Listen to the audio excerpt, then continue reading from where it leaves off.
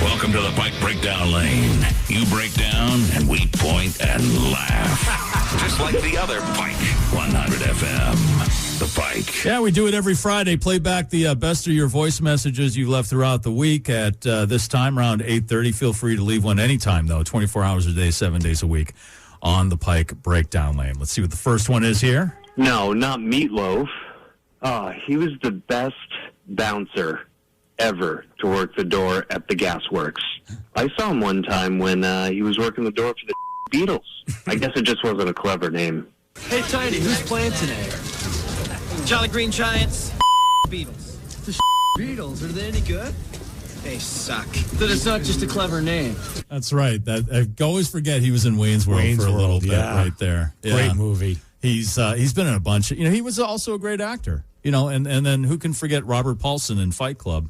There I go. I did it. Now now you said it. It all started with Rocky Horror, of course. Rocky Horror, right? He was great in that. Big loss for music and the entertainment world with Meatloaf there. Yeah. So we played Paradise by the Dashboard Light this morning, all 8 minutes of it. People were requesting it on the text line. I can't do it again. I'll get fired. Great song. All right, here we go. Plus, Beatles, the rock god he is.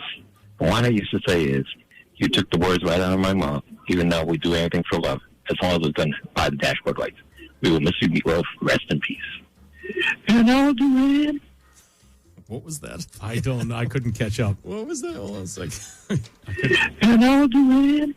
I'm not quite sure what that was, but it had a lot of soul. I can't make it out, yes, but it had feeling for sure. And the Academy Award for Best Actor goes to Jason Mantzoukas for his role as Tommy Lee's unit in Hulu's Pam and Tommy. Yeah, Jason Mantzoukas will be voicing Tommy Lee's penis in the Pam and Tommy Hulu series coming up. I mean, really, when you think about that, roles that you really, as an actor, that you really want to go for. I'm sure there's some Shakespearean roles. There's like King Lear or something like that. Macbeth. Right, Macbeth, or maybe even something in Hamilton. But really, the gig is Tommy Lee's penis. Right, because that's the one they'll remember you for. Put it on your resume. For the rest of your life.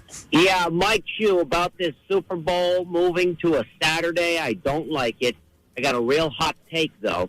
There's no reason on the face of this planet why New Year's Day should be a national holiday. Why would we celebrate the first day of the year by all sleeping on our couches? You know why? Because we're all hungover.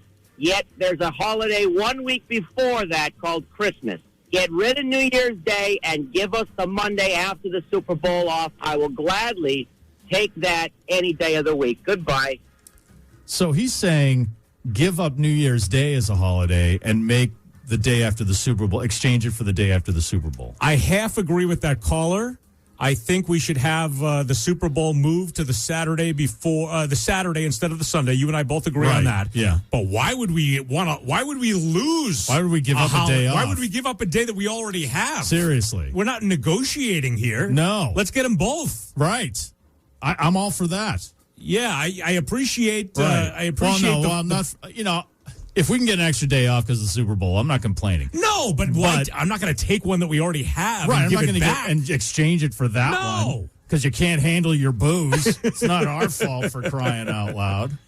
Martin Adam, my first concert I saw of Meatloaf was May 22nd, 1985 in Sydney. Wow. One of the best concerts I've ever seen. So much energy, so much drinking and weed smoking. But I put it up the top 4 concerts I've seen. AC/DC, Led Zeppelin, and Deep Purple. Have a good day, guys. Keep warm.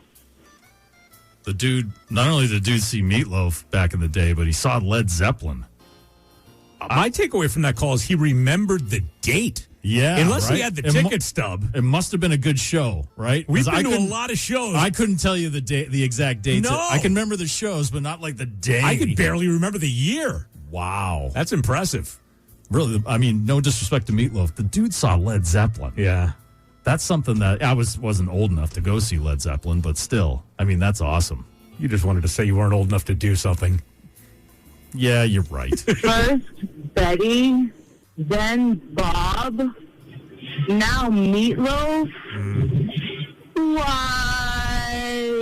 I know. Sidney Poitier is another one. I mean, it's like, hey, 2022, hold up. I mean, Sydney and Betty were sad, but they weren't like, oh my God, Betty White's dead at 99. Yeah, she was 99. It wasn't a shock because they were much older. It was sad. Bob Saget was a shock. That was a shock because it was a heart attack, right? Is that what they said it was? They think it was a heart attack? They believe it was a stroke of some sort or a heart attack. They'll know when it comes back, right? When the tests come back. But this here with Meatloaf, 74, I'd like to think, the older I get, 74 seems younger and younger. Yeah, right? Yeah, of course. Isn't that funny? Like when you're 20-something, you're like, oh, you're 74? Hey, get out of my way, exactly. Old man. And then you're like in your 50s, and then it's like, 74 is not that old. Oh, he was just a young man. Right. He was a young man.